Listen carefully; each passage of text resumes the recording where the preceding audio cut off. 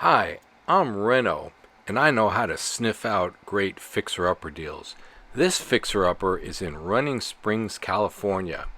It was originally a two-bedroom, one-bath home with 1,468 square feet, but it looks like the previous owner added on square footage without a permit. So it's really a three-bedroom, two-and-a-half bath without permits. So you can use a Reno loan to get it permitted and build equity.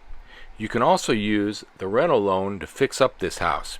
It could use a new kitchen remodel, bathroom remodel, money for new flooring, new paint, new windows, new roof, all those kind of things.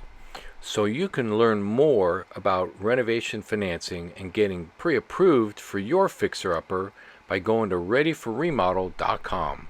That's ready, the number 4, remodel.com.